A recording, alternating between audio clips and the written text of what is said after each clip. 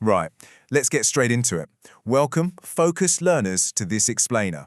If you're currently prepping for your AQA A-level psychology exams, consider this your absolute masterclass. Today, we're going to tear down and rebuild one of the most influential psychological explanations of offending behavior out there, differential association theory.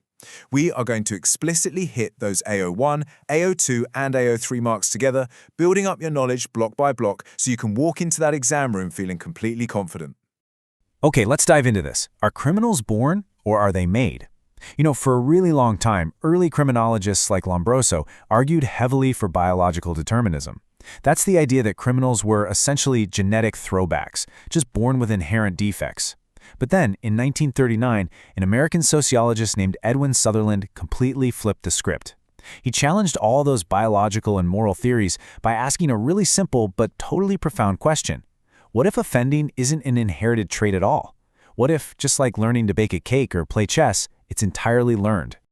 So, here's our roadmap for the explainer. 1. AO1, core principles. 2. AO2, real-world applications. 3. AO2, cross-topic links. 4. Evaluating studies using Grave. 5. AO3, theory evaluation. And 6. The final synthesis. Let's get to it. All right, let's lock in our AO1 definition right out of the gate. Differential association theory, or DAT, is Sutherland's 1939 theory stating that offending is learned entirely through social interactions and exposure to criminal norms. The absolute key takeaway here for your exams, the thing you really need to remember, is that DAT places the origin of criminality squarely in social learning and the environment. It just completely rejects the whole idea of individual biological defects. In this view, you aren't born a criminal, you associate your way into becoming one.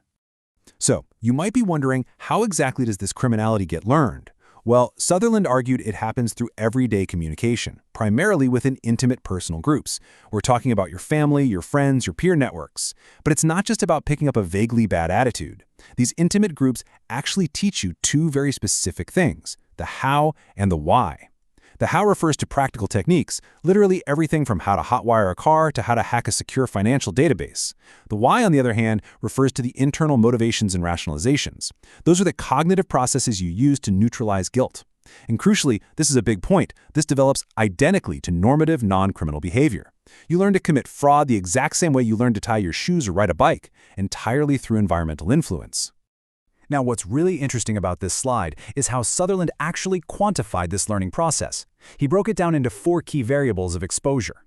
First up is frequency. Literally, how often are you encountering these criminal values? Second is duration. How long do these associations last? Third is priority. How early in your life did this start? Because, as we know, childhood socialization is incredibly powerful. And finally, intensity. What is the emotional significance of the person influencing you? Think about it. A beloved older sibling carries a lot more intensity than some random stranger on the street. Ultimately, Sutherland argued that if you experience an excess of pro-criminal messages over anti-criminal ones, especially early in life and from people you really care about, well, offending becomes practically guaranteed. Section 2. AO2, real-world applications, proving the theory and practice. Now, one of the absolute greatest strengths of DAT is its massive explanatory breadth. Let's contrast 2 very different examples to see this in action. On one hand, we have working-class street crime. Imagine a 14-year-old growing up on an estate where older peers routinely deal drugs and carry weapons. He constantly hears phrases like, "the police don't care about us," or "carrying a knife keeps you safe." Through high frequency and high intensity, he internalizes these norms and learns the practical techniques of gang life. Now, contrast this entirely with corporate white-collar crime. Fun fact, Sutherland actually coined that term. Imagine a junior accountant at a high-end financial firm. His colleagues inflate expenses and tell him, "Hey, everyone in the industry does it, we deserve the perks." The accountant learns the exact techniques of fraud and the rationalizations to justify it. 2 totally different worlds, exact same psychological process. Moving right along to AO2 cross-topic links, bridging the AQA syllabus. Keeping the energy up because connecting these different parts of the syllabus is literally the secret to scoring those top marks. And this brilliantly illustrates just how interconnected psychology really is. Look how comfortably DAT sits alongside Bandura's social learning theory. Both of them emphasize that behavior is learned through observation, modeling, and reinforcement. A gang member seeing a peer rewarded with money and respect is experiencing vicarious reinforcement right there in real time. But DAT also links beautifully to cognitive explanations, like Kohlberg's moral reasoning. When an offender learns from their peers that say stealing isn't wrong if the victim is rich, they are internalizing a cognitive distortion. Basically, DAT provides the environmental pathway. It shows where the beliefs come from, while cognitive theories explain the internal thought processes that happen once those beliefs are actually planted. It's like a giant puzzle. Next section, evaluating the evidence, applying our grave and dreams criteria. Okay, let's break down the evidence. Sutherland's original 1939 work was based on qualitative interviews, ethnography, and case studies of professional thieves. Now, if we look at our GARVE criteria, this gives us incredibly high validity. That's the V, because the data is rich, detailed, and straight from the source. However, it suffers from poor reliability, the R, because it's highly subjective and, honestly, very difficult to replicate. Now, compare this to Shaw and McKay's 1942 research, which heavily influenced DAT. They used longitudinal mapping of juvenile offending across Chicago. If we apply dreams here, they had a massive sample size, the S. To put that into perspective, they examined thousands of court records. This gives their findings really high ecological validity, the E. They proved that crime clustered in specific areas, regardless of who actually lived there, which strongly shows that crime transmits socially, not biologically. Moving into our AO3, Theory Evaluation, Strengths and Limitations. Right, let's start with the strengths. As we discussed earlier, DAT has incredible explanatory breadth. The fact that it can seamlessly explain both a petty theft on the street and a multi-million-dollar corporate embezzlement gives it a massive edge over biological theories. It also has really high theoretical coherence, fitting perfectly with cognitive psychology and social learning. But honestly, perhaps its biggest strength is its policy relevance. DAT actively drives practical, real-world policies. Think about it. If crime is learned through associations, then we can unlearn it or prevent it by simply changing those associations. This is exactly what underpins modern early intervention schemes and community mentoring programs for at-risk youth today. So the crucial point is that while DAT is brilliant, it certainly isn't flawless. Its biggest limitation lies in measurement problems.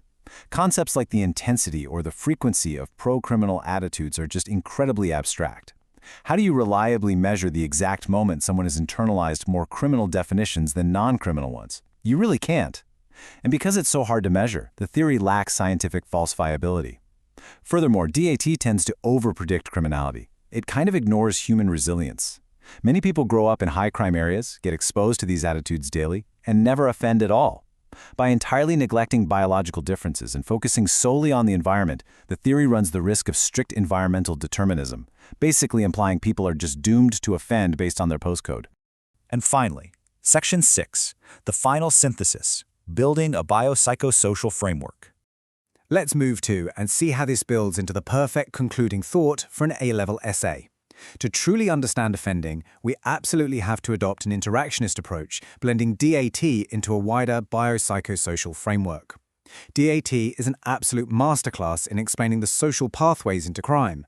But why do two siblings raised in the exact same pro-criminal environment diverge, with one offending and the other not? That's where we must combine DAT with biological predispositions, like the MAOA gene variants. We have to factor in personality traits like Eysenck's criminal personality and cognitive differences such as a hostile attribution bias. DAT tells us about the environmental exposure, for sure, but biology and personality tell us about the individual vulnerability to that exposure. Which leaves us with a fascinating final thought. If Sutherland was right, and criminal behavior is not innate but purely learned from the people around us, can we completely design environments where crime literally no longer exists?